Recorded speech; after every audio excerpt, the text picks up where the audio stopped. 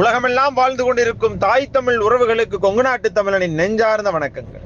இந்த காணொளியில் பின்வருமாறு யுனைடெட் கிங்டம் யூகேவில் நடைபெற்று முடிந்த 7வது கொங்கு குடும்ப விழா நிகழ்வில் நம் இனத்திலிருந்து ஒரு பாமர குடும்பத்திலிருந்து படித்து முன்னேறி IPS-இல் தேர்வு பெற்று ஓய்வு பெற்ற முன்னாள் அதிகாரி திரு ரவி IPS அவர்களினுடைய ஒரு சிறப்புரையை தான் இந்த காணொளியில் நாம் பார்க்க போறோம்.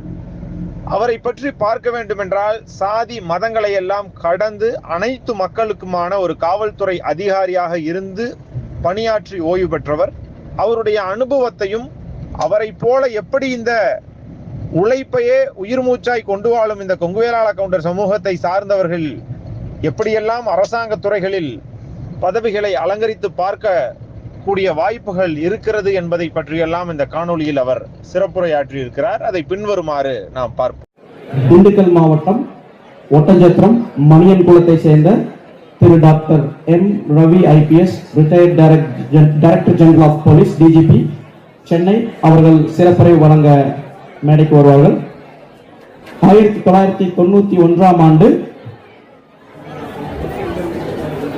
IPS தேர்வில் தேர்வாகி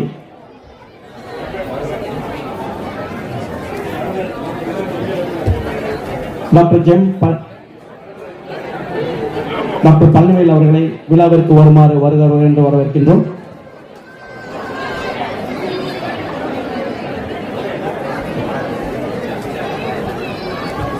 ஆங்காங்கே நின்று கொண்டிருக்கும் நமது சொந்தங்கள் அனைவரும் இருக்கையில் அமர்மாறு அன்புடன் கேட்டுக்கொள்கின்றோம்.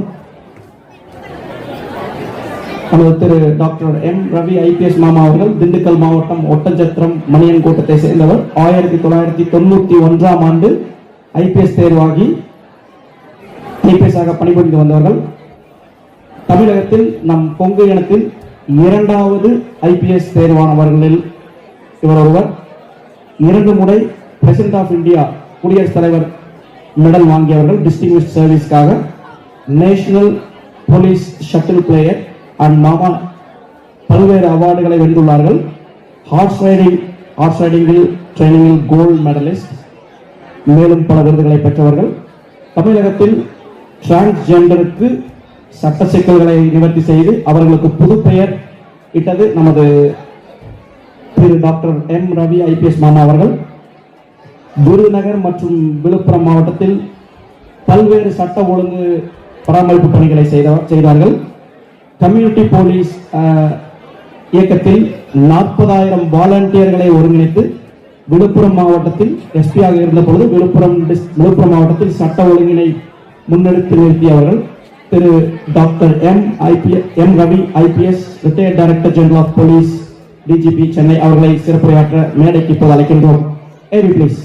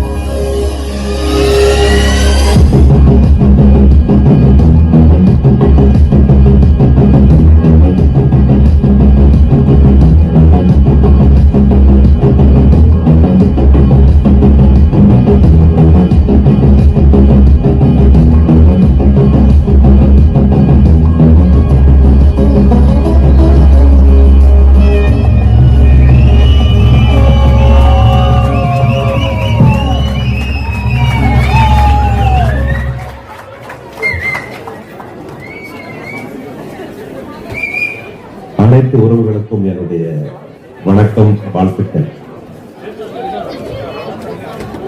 முதலாக ஹரிணி என்று நினைக்கின்றேன். மிக சிறப்பான முறையிலே பரதநாட்டியத்தை ஆடி இறுதியாக ஐரா என்ற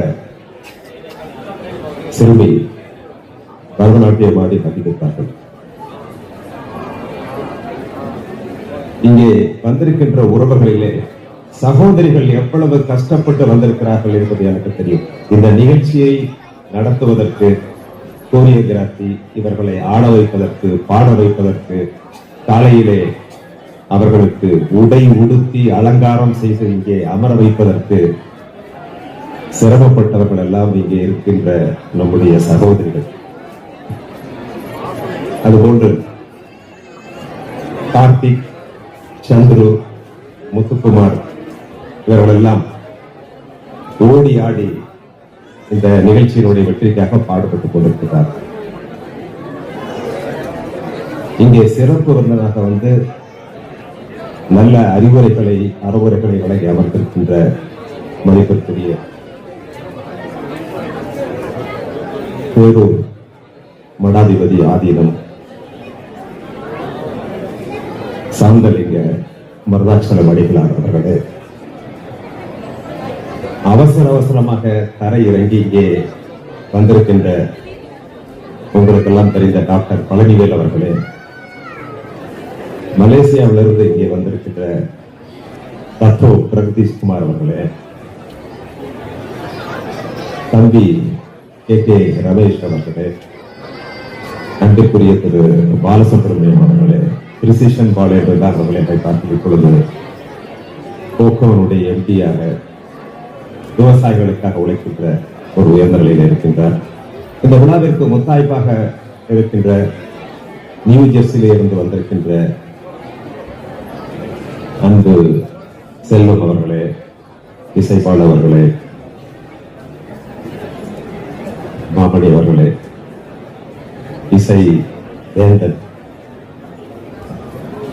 மற்றும் இங்கே வந்திருக்கின்ற அனைத்தோர்களே, உண்மையிலேயே நாங்கள் எல்லாம் தமிழக மண்ணிலே வாழ்ந்து கொண்டிருந்தாலும், அந்த கொங்கு மண்ணிலே வாழ்ந்து கொண்டிருந்தாலும், நம்முடைய கலாச்சாரத்தை நாங்கள் எல்லாம் மறந்து கொண்டிருக்கின்ற நிலையிலே நீங்கள் அதை நினைவுபடுத்தி அதற்கு ஒரு ஊக்கமும் ஆக்கமும் தந்து கொண்டிருக்கின்றீர்கள்.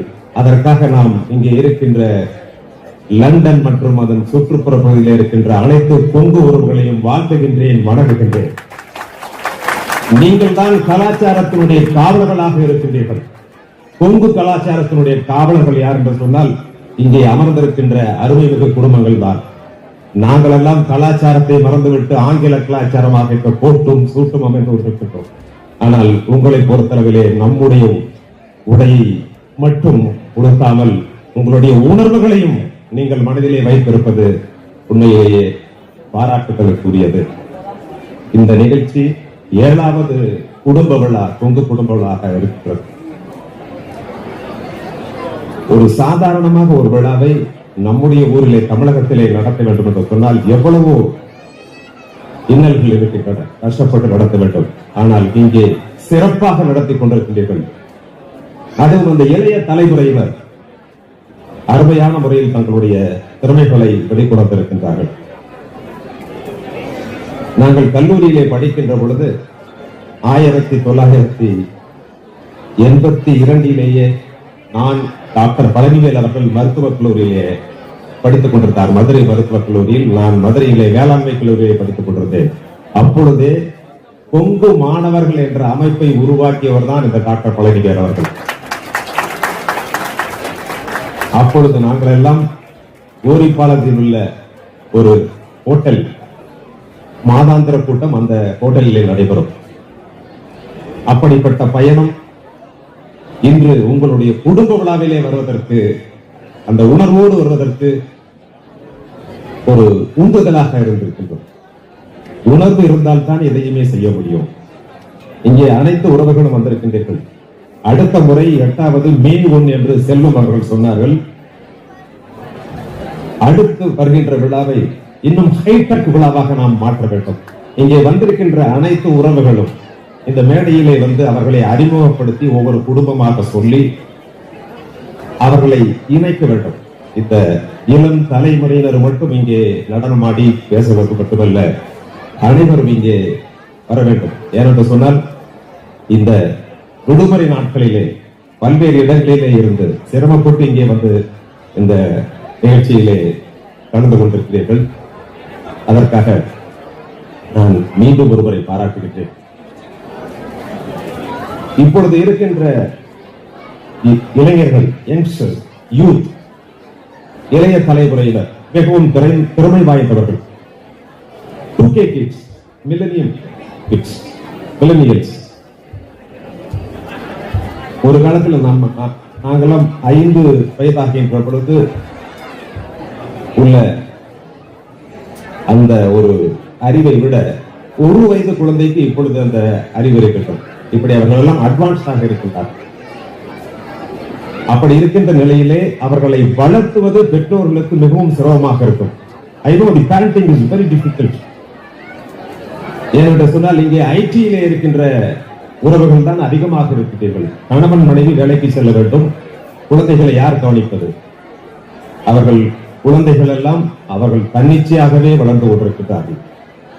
அப்படிப்பட்ட சூழ்நிலையில் நிச்சயமாக பெற்றோர்கள் கவனம் குறைவாக இருக்கும். இந்த குடும்ப விழாவிலே நான் சொல்லிக் கொள்வது என்னவென்று சொன்னால், பெற்றோர்கள் தயவு செய்து உங்களுடைய குழந்தைகளை கவனிக்க வேண்டும், அவர்களிடம் பேச வேண்டும். நாம் பேசிக் கொண்டிருப்பது நம்முடைய செல்போனிலே. இப்பொழுதெல்லாம் சமூக ஊடகங்களுடைய ஆதிக்கம், the influence of social media அதிகமாக இருக்கின்ற காரணத்தினால் நாம் அதிகமான தொடர்பில் இல்லை. பேசுவதற்கு ஒரு சோசியல் இன்டராக்ஷன் குறைவு. இது போன்ற விழாக்களில் தான் நாம் பேசிக் கொண்டிருக்கின்றோம். இங்கே வந்திருக்கின்ற 300க்கும் மேற்பட்ட குடும்பங்கள் கூட ஒவ்வொருவரும் பேசுவதற்கு நேரமில்லை. அப்படிப்பட்ட சூழ்நிலையில் இளைஞர்கள், உங்களுடைய குறிக்கோள்களிலே நீங்கள் கவனமாக இருக்க வேண்டும். To simply speak, dedication, determination, discipline will lead to your destination. These are only the 3 things, the mantra of success.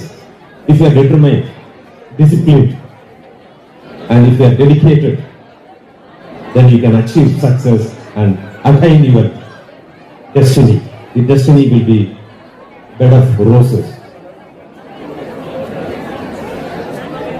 எனவே அதை இளைஞர்கள் கவனத்தில் கொள்ள வேண்டும். இப்ப வந்திருக்கீங்க, இப்ப உங்க எல்லாமே டயர்டா இருப்பீங்க. ஏற்கனவே அவர் செல்வம் அவர்கள் சொல்லியது போல் என்ன சொன்னாருன்னா, ஆனுவல் மெடிக்கல் செக்அப் பண்ணுங்க, உங்களுடைய ஹெல்த்ல கவனம் செலுத்துங்க அப்படின்னாங்க. Health is wealth. See, ultimately, at the end of the day, when you go home, உங்களுடைய இல்லத்துக்கு நீங்கள் செல்கின்ற பொழுது மகிழ்ச்சியாக இருக்க வேண்டும். Happiness is very important. Leave alone money. Money will never bring happiness. In fact, money will bring lot of trouble, anxiety, enmity. எனவே உங்களுடைய உடல்நிலையில் நீங்கள் கவனம் செலுத்த வேண்டும். குறிப்பிடும்படியாக பெண்கள் உங்களுடைய உடல்நிலையில் கவனம் செலுத்த வேண்டும். ஏனென்று சொன்னால், ஒரு குடும்பத்தினுடைய அச்சாணியாக இருப்பது பெண்தான். அவர்கள் இல்லை என்று சொன்னால் அந்த குடும்பமே இருக்காது. குழந்தைகள் எல்லோருக்கும் ரோல் மாடல் யார் என்று சொன்னால் அந்த தாய். எனவே இந்த 7வது கொங்கு குடும்ப விழாவிலே நீங்கள் எடுத்துக்கொள்ளக்கூடிய அந்த சபதம் உறுதிமொழி இதுதான்.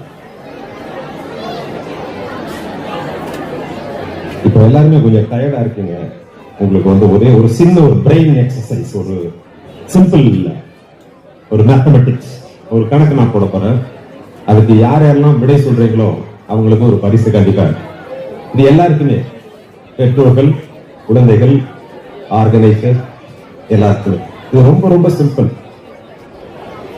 நல்லா கவனிச்சுங்க. நீங்க மட்டன் வாங்க போறீங்க, ஒரு கடைக்கு ஒரு மட்டன் வாங்க போறீங்க. 1 கிலோ மட்டனுடைய விலை 38 ரூபாய். 38 rupees. 1 kg of the mutton is 38 rupees.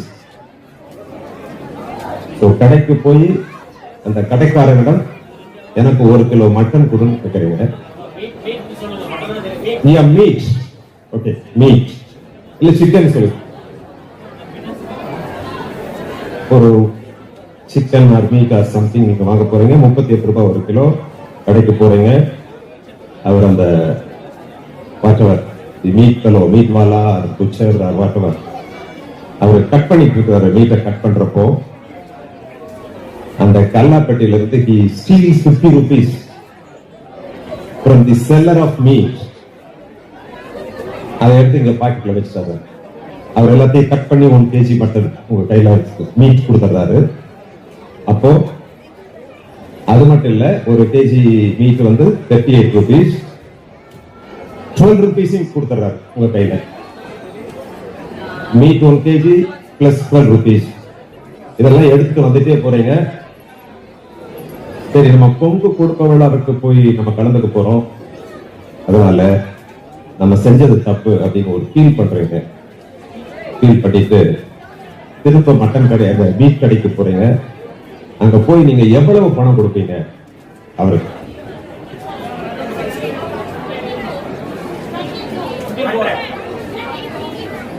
நல்லா புரிஞ்சது இல்லையா கணக்கு? மீட் வாங்க போறீங்க, 38 ரூபாய் ஒரு கிலோ கேட்டு 50 ரூபாய் அவட்டையே திருடி அவட்டையே கொடுத்து 1 கிலோ மீட்டையும் வாங்கிட்டு மீதம் 12 ரூபாய் வாங்கிட்டு போயிட்டு இருக்கீங்க. 100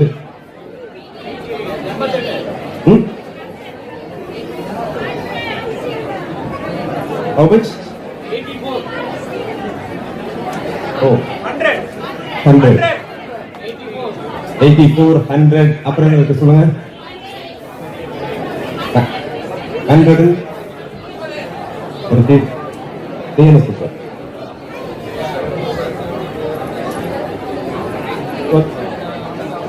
சத்தமா சொல்லு. 36. 22.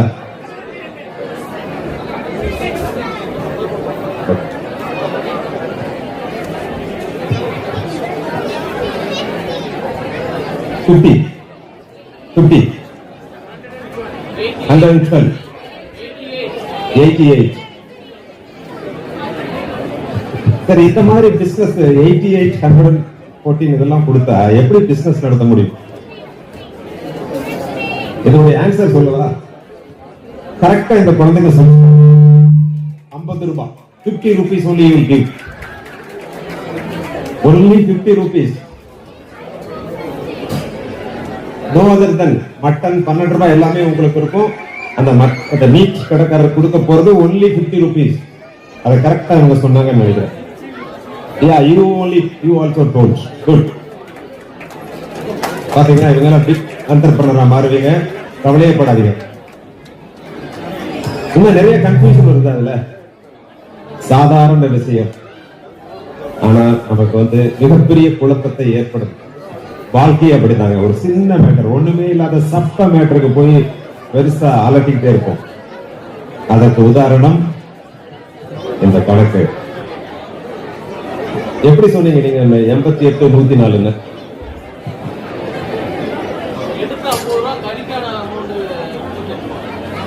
இப்படி எல்லாம் கணக்கு போட்டு ஒரு டைரக்டர் ஆகிட்டான். 50 ரூபாய் நீங்க அவன் கடையில இருந்து எடுத்தீங்க, திருப்ப 50 ரூபாய் கொடுக்கணும், அவ்வளவுதானே? ஏற்கனவே 50 கொடுத்துட்டீங்க இல்லையா? அந்த திருடன பணத்தை 50 கொடுத்தாச்சு, திரும்ப போய் எவ்வளவு கொடுக்க போறீங்க? 50. அப்ப மொத்தம் கறி கிடக்க அந்த கொடுத்தது எவ்வளவு? 100 ரூபாய் இல்லையா? நம்ம கொடுக்க போறது 50. இதை விட இன்னொன்னு சிம்பிளா சொல்ல போனா, அந்த மீட் ஷாப் கல்லோட்ட கடன் 50 ரூபாய் வாங்கிக்கிறோம். ஒன்னோட கடன் வாங்குங்க, அந்த ஆள்டே மட்டும் மீட் வாங்குங்க, மீட்டையும் கொடுப்பாரு, 12 ரூபாய் கொடுப்பாரு, திரும்ப போய் எவ்வளவு கொடுப்பீங்க? 50 தானே கொடுப்பீங்க.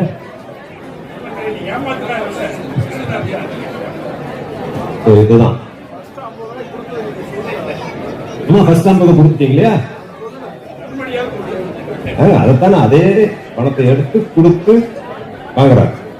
இதுதான் சின்ன சின்ன விஷயங்கள் எல்லாம் நம்மளை வந்து குழப்பத்தில் ஆளாக்கிவிடும். எனவே இப்போ நமக்கு நேரம் இல்லை.